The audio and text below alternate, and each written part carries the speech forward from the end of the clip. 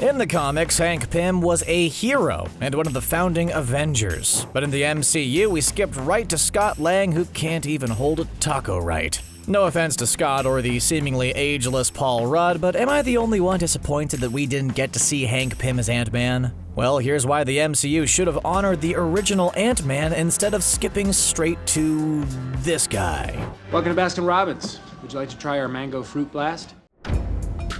For most of his time in the MCU, Hank Pym has pretty much been stuck in the guy-in-the-chair type of situation. He does all the behind-the-scenes work while Scott Lang wears the suit and gets all the glory. Of course, we learned in the movie Ant-Man that Hank used to fight crime, but since the Time Stone was destroyed in Avengers Endgame, we'll have to contend ourselves with mere flashbacks. In the comics, Hank Pym is way more than just a guy who invented the Ant-Man suit, although I don't mean to gloss over that incredible achievement. In fact, he's one of the most brilliant minds in Marvel in addition to being a hero, and by a hero, I mean one of the founding members of the comic book Avengers. Now, I'm not gonna say Hank Pym was the perfect Ant-Man, because as great as he was in battle, he was also an incredibly problematic hero at times.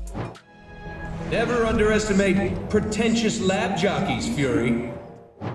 Yeah, if you're wondering why Marvel skipped over Hank's crime-fighting career, it might have something to do with his relationship with his wife, Janet Van Dyne, which at various points involved him kidnapping and harming her. Hank Pym in the comics was a complicated hero who struggled with his mental health, so much so that he adopted various alter egos he fought to control.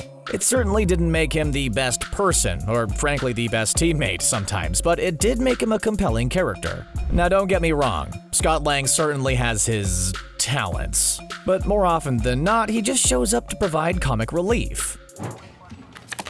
Close-up magic.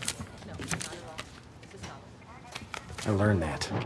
In Endgame, arguably his biggest contribution was passing along the work of Hank Pym, which definitely needed some tweaking from some more science-minded heroes. Scott's great, but he's never been a major player in the grand scheme of the Marvel Universe, either on the big screen or in the comic books. After getting out of prison, Scott struggled to find employment and smooth out his relationship with his ex, all of which was pretty much resolved by the time Ant-Man and the Wasp rolled around. In comparison, things are pretty much never easy for Hank, who struggles in his marriage, with his own mind, and with some problems that he creates himself, such as Ultron. Scott's a good guy and a capable hero, well, most of the time, but it's clear that he's not exactly the best warrior in the MCU, even with the help of his supersuit. In fact, the first Ant-Man movie really drove home the point that Hope Van Dyne is the superior fighter, and her suit has wings. Scott's a funny guy with a good heart, but he lacks the complexity and intrigue of a hero like Hank Pym, which is something I think the MCU could really use.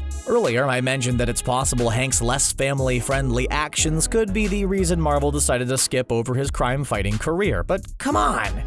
That could have been cleaned up enough for the MCU. We've seen Tony Stark be a self-sabotaging mess with a drinking problem and PTSD symptoms, and he's one of the most popular, successful characters in the Avengers franchise. Missing out on Hank in his prime also means we missed out on another great character, Janet Van Dyne, aka the Wasp. Not only did she help start the Avengers in the comics, but she even came up with the name. She's a smart, capable, compelling hero, and we missed out on her time as a warrior.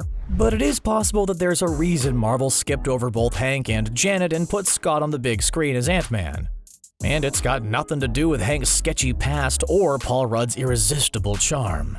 It could be because Marvel has been playing the long game, and by the time Ant-Man came out, they were already thinking about the future and the next generation of heroes, the Young Avengers. In the comics, Scott's daughter Cassie Lang becomes a hero, as well as one of the Young Avengers, which is something we've wanted to see on the big screen or small screen for quite some time. The time skip in Endgame seems to have pushed her ahead to prime crime-fighting age. But that wouldn't have happened if we had a young Hank Pym acting as Ant-Man. Yes, I'm gonna go ahead and blame the adorable Cassie Lang for the fact that we didn't get to see an at least semi-heroic Hank Pym. Okay, I can't stay mad, but I will say that Young Avengers better be amazing, considering the cost. So, what do you think about the fact that we skipped Hank Pym and went straight to Scott Lang? Do you think it was a good call, or would you have rather seen Hank in his prime as Ant-Man? Let us know what you think in the comments section down below, and click that subscribe button for more new videos from CBR. As always, thanks a lot for watching.